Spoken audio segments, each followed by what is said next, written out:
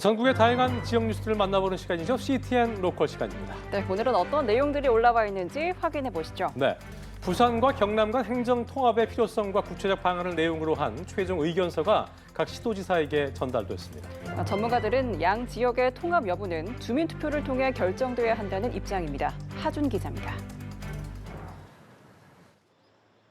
주민 동의를 전제로 행정 통합에 신중을 기하고 있는 부산과 경남. 앞서 시도민 대상 여론조사에서 찬성률이 과반을 넘기면서 행정 통합에 대한 공감대를 확인했습니다. 이런 가운데 부산 경남 행정통합 공론화위원회가 부산 경남 행정통합은 필요하다는 최종 의견을 밝혔습니다. 양 지역의 경제 규모와 산업 연관 구조 등을 고려할 때 다른 시도보다도 통합 파급력이 크다는 분석입니다. 그러면서 통합 지방정부가 성공적으로 안착하려면 중앙정부가 그에 걸맞은 자치권과 특례를 우선적으로 검토해야 한다고 덧붙였습니다.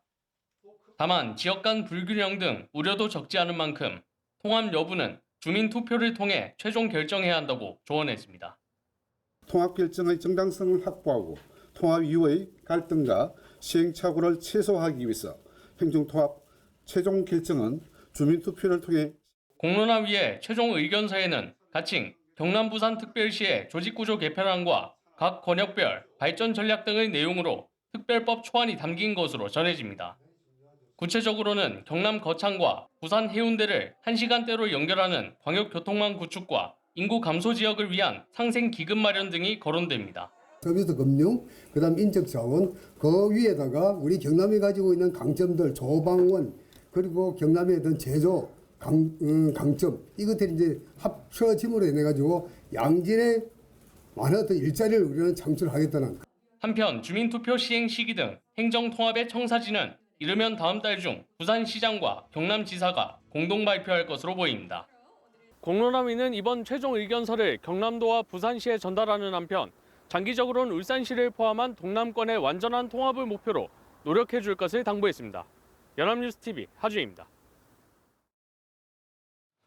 네, 이번 겨울 서울광장 스케이트장 이용객이 10만 명을 돌파했습니다. 서울시가 지난해 11월 19일 개장한 서울광장 스케이트장에 하루 평균 4천여 명이 다녀가서 개장 26일 만인 어제 누적 이용객 수가 10만 명을 돌파했다고 밝혔습니다.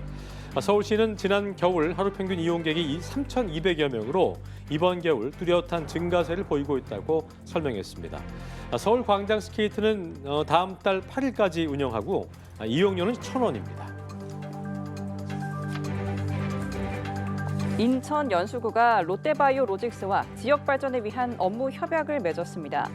연수구와 롯데바이오는 송도에 짓고 있는 공장에 지역 주민을 우선 채용하는 등의 일자리 창출 방안을 마련하고 지역 바이오 특화단지 활성화를 위한 행정 지원을 하기로 약속했습니다.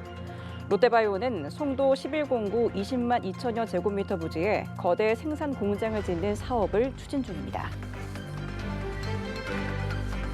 경기 광주시가 2026년 50만 자족도시 도약을 위한 핵심 과제로 철도 중심의 교통체계 구축을 선언했습니다. 방세환 광주시장은 수서광주 복선 전철의 연내 착공과 함께 경강선 연장 등 5대 주요 철도망 사업을 차질 없게 추진을 하겠다고 밝혔는데요.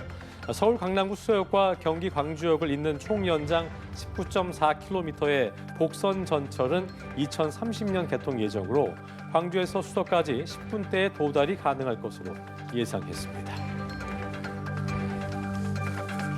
충남도가 탄소 중립 실천 문화 확산을 위해 일회용품 사용을 금지한 음식점에 저리 대출을 지원하기로 했습니다.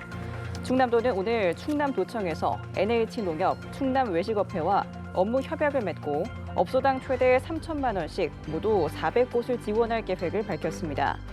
대출을 지원받은 식당은 2년간 1.5%의 이자 보전과 보증료 0.1% 하향 등 지원도 받을 수 있습니다.